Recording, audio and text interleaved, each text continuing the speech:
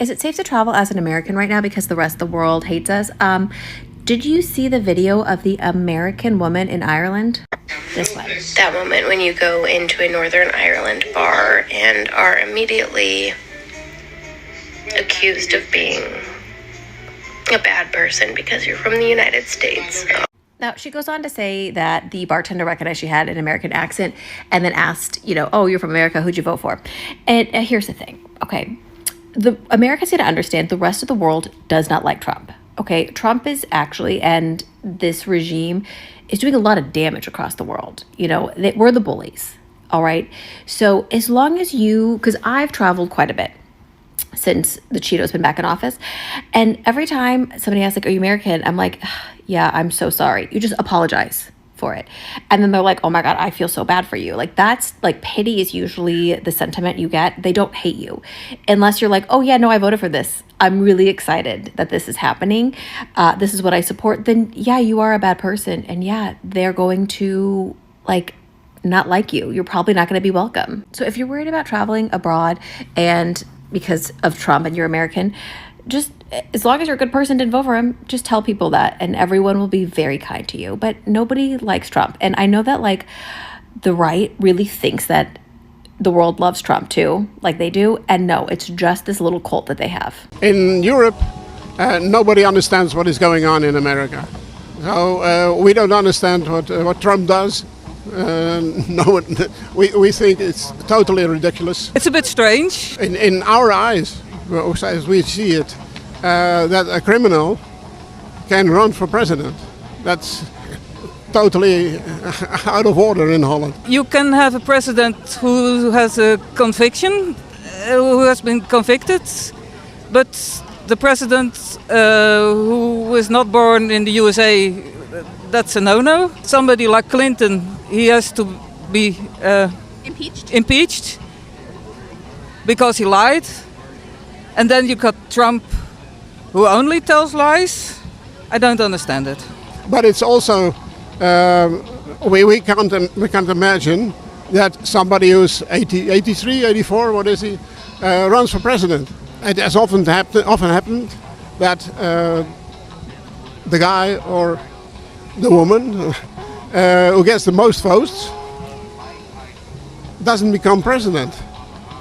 And that's, in our eyes, that's ridiculous. As America lost some of its image overseas, more Americans traveling through Europe say they have noticed a change in how people react when they reveal they are from the United States. Some blame politics, others say it's social media exaggeration. But is America's reputation really changing, or is there more to the story? Let's watch more clips and we'll come back to talk about it. If you care about European independence, this should really give you the chills because the Trump administration is actively interfering in our European elections and they don't even try to hide it. Because Marco Rubio, he was just in Hungary to actually support Viktor Orban for the upcoming elections in April. And he said, and I quote, "President Trump is committed to your success and we want this country to do well, especially as long as you're the leader." He even said that when Orban's handling of Hungary's economy would lead to financial difficulties, the US would be all ready to bail him out. And he could need it because economic growth in Hungary has been terrible under his leadership. So the US is favoring one candidate over the other. Trump and Rubio, they're buying political favors from Orban. So if he wins, we have somebody in the European Council who does America's bidding and will actively undermine once more his own political community, which is Europe. Just when there is a bit of momentum to become more independent of the United States. Now, this should really not surprise us. This is the execution of the US national security strategy. America First is now about the subjugation of Europe by peeling off member states one by one. Because a united Europe is really a headache for the United States. So divide and rule, that's the strategy. And Vance and Rubio, they give speeches about our civilizational bonds and wanting to strengthen Europe. But here's what they don't say out loud. We don't want an independent Europe. You need to fully align with the United States. And this visit to Orban is a part of that. And Europeans at the Munich conference that are giving Rubio standing ovation, that is beyond my comprehension. And the irony is that guys like Orban, that call themselves European patriots, they've for years complained about foreign interference, about Soros, about the NGOs, about the WEF, and now they're openly doing the bidding of another country, of the MAGA movement, a movement that actively wants a weak European Union and 27 vassals of the United States. So what we need are real European patriots that actually work to make Europe independent and sovereign again, and completely reject any form of foreign interference in our political systems. Europe is going there. It's standing up against Donald Trump in an unprecedented recent show of force. Europe's three largest economies, Germany, the UK and France, have issued a joint statement, along with the Netherlands and most of the Nordics, standing up for Greenland's right to remain part of Denmark. The statement reads, "Tariff threats undermine transatlantic relations and risk a dangerous downward spiral." Donald Trump has, of course, threatened new taxes on goods coming from those countries into America if those countries continue to oppose his plan to take over Greenland. They add that they stand in full solidarity with the Kingdom of Greenland and the people of Greenland. "We stand ready to engage in a dialogue based on the principles of sovereignty and territorial integrity that we stand firmly behind," they say. Also punchy, they added that the recent Danish military exercises in Greenland were a reflection of this position and that they pose no threat to anyone.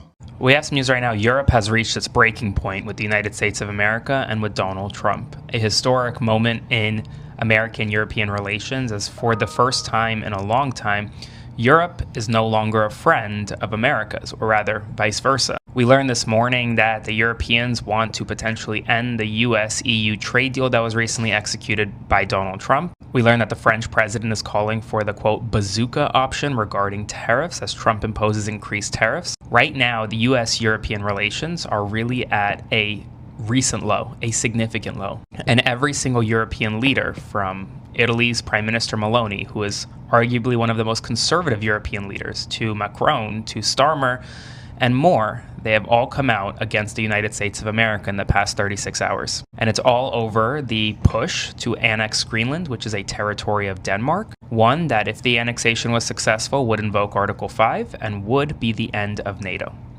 A breaking point in American history, a breaking point between America and Europe. I'll provide you more updates. Follow for more.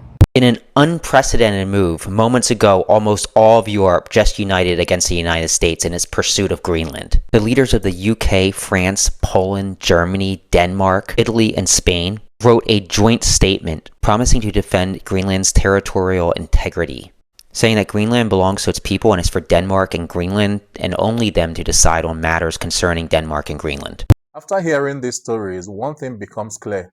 A country's reputation isn't shaped by one election, one president, or one political movement. It's influenced by years of foreign policy, cultural exchanges, tourism, business relationships, and how people interact with one another.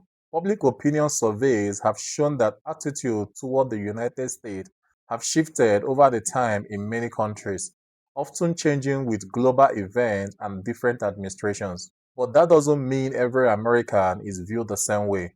In reality, millions of Americans travel abroad every year and are welcomed warmly. Most people judge individuals by how they behave, not simply by their nationality or political beliefs. At the same time, international news and social media can amplify political divisions, making it seem like an entire country shares the same opinion when that's really the case. Perhaps the biggest lesson is this.